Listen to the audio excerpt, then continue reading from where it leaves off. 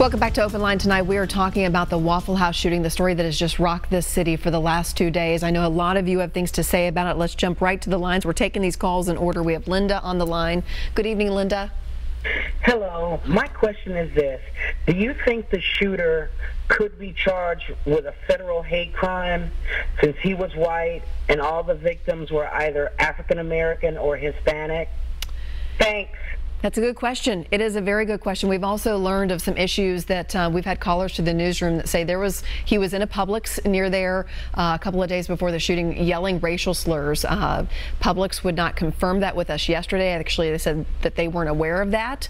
But then today, the National Publix spokesperson said that they have turned over video of an incident inside that store to Metro Police. We've requested the video. We do not have it at this point. It is probably part of the investigation. So it's a good question, Linda. We'll have to wait and see what police decide on that one. Let's go to Lucy on the line. Good evening, Lucy. Hey, Miss Sharp. Hi, how are you? I am fine, ma'am. We left this morning at 8 o'clock. We decided to go in the stormy condition and trailer a horseback from Chattanooga. I have a gun permit. I left my gun at home. I always leave my gun at home. It's my job to mow an acre of grass on a zero-turn mower, and it's loud. And I have a special pocket that we riveted to that mower in case somebody comes up on that road and I can stop them as I see them. But if somebody came by with an AR-15, I'm dead meat. Sure. That's what concerns me. Now, I want to tell you something.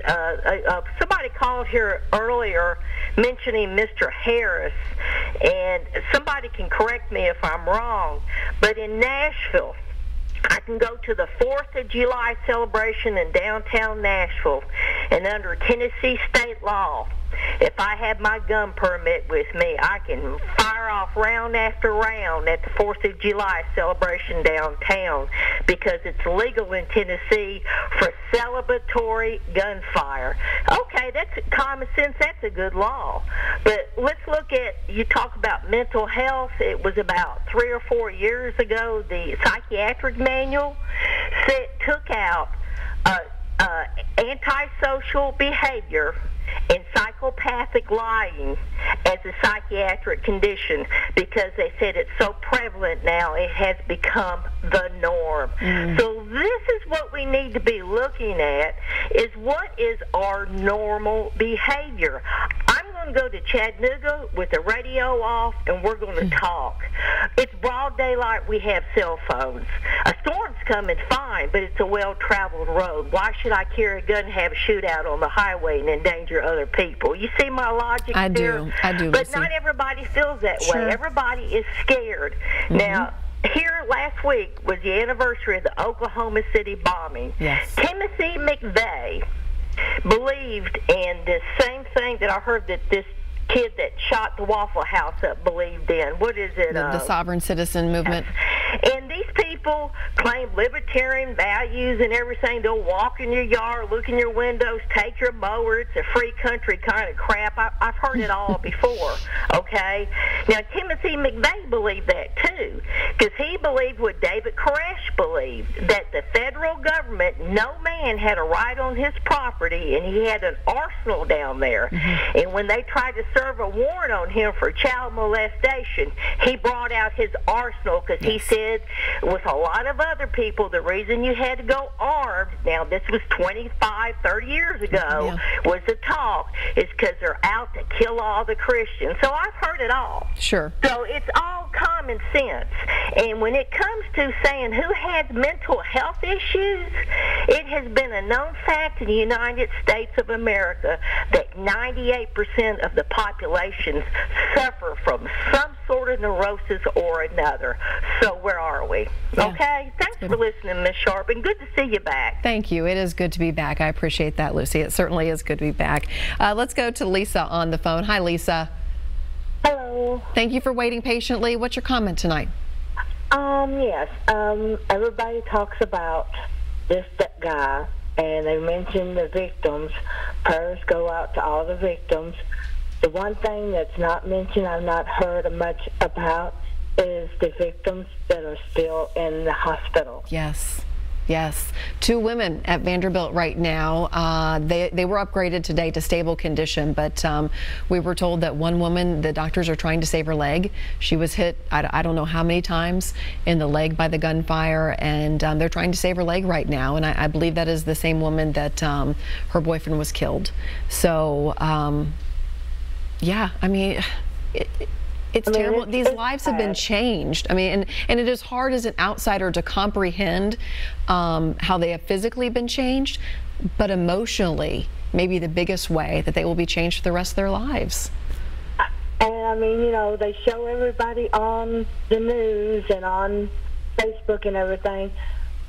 But the thing, you know, and I pray every night, and I send prayers out to the families, to the victims' families and everything. But it's like, okay, what's happened with the people that are still in the hospital? They're not saying nothing about them. Well, we did. Alexandra actually was in contact with one of the women today, and that woman sent her a couple of pictures of herself and her boyfriend who was killed. That was Natrix De Silva, who was killed, and his girlfriend. So we did a couple of stories on that in the evening news today, and I'm sure we will do more at 10 o'clock tonight. But I know if you don't catch a certain segment, it seems like we don't cover something. But we are making a concentrated effort to not lose sight of the victims in this, and the ones wounded are certainly included in that, because they are very much victims in this. Even the people who didn't go to the hospital but were hit by glass, people who were just there. We're told that 20 people were inside that Waffle House yesterday, early morning, just having a normal old, late night, early morning breakfast at that Waffle House. It was crowded, about 20 people, and they are all victims in this. Whether they were physically hurt or not, they are all victims. And we as a news team are really making a concentrated effort to not lose sight of that. So, Lisa, thank you for bringing that up. Let's go to Brian, who is on the line. Brian, thanks for waiting. Oh, hey, thanks. Go ahead. First of all, I'd like to say it's nice to see that your arm is better. It's nice to have my arm better, that's for sure, Brian. You were getting tired of that cast. Yes, I was. I'm sure you were tired of seeing it. You wore it elegantly, though. Thank you. Thank you. Listen, yeah, my lady for Jean likes you a lot. I guess she used to know your mom or something.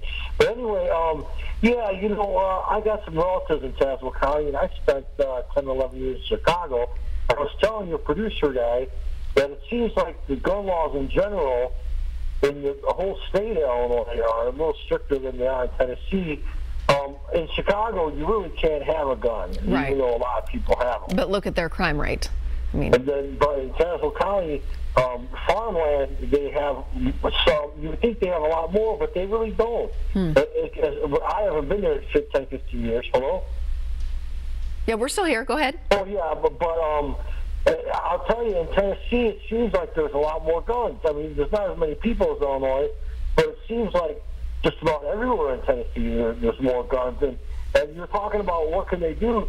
Well, they really can't do anything because the laws, that's just the way it is. And to tell you the truth, when you go back to the Second Amendment and the Founding Fathers and stuff, there really were never any laws for guns. And you talk to your gun people, gun experts, they'll say, hey, there really are no gun laws. I mean, I know that sounds like a pretty bold statement, but if it really comes down to it, the gun is the gun. I'm not trying to be philosophical, but the gun rules. That's the law. And so, it just depends on where you are, I guess. I don't know if I'm getting off point or what. No, Brian, I think you bring up a great thing, and we talked about this a little bit earlier, but, it just struck me yesterday as we were listening to the press conference here in Nashville, and then the one also held in Illinois by the Tazewell County Sheriff, and you really got this sense that no one knew exactly how this fell through the cracks and what laws were broken or where this went wrong. And could the father be charged or could he not be charged? Did he break the law? We don't know. And it wasn't until today, and one of the federal agents said in the press conference after Ryan King was finally captured, that the father is being looked at and that he likely did break a federal law. But, that's 36 hours after all of this happened. So, it just astonished me yesterday that there were so many question marks by folks who you would think would know. I've got less than a minute, but I'm going to put Jeffrey on the line. Jeffrey, can you go quick with your comment? Yes. My comment is, nothing mental about him. He knew what he was doing. He drove down here. He was driving the car. What's mental? Ain't nobody mental driving. Well, Jeffrey, you bring up a good point, and I wonder if that 3 hours spent at Nashville General today, part of that wasn't a mental evaluation considering his past history. We don't know that. I'm just wondering. I'm sure you guys are wondering as well. We're going to take another quick break. We'll wrap things up when we come back. Stay with us.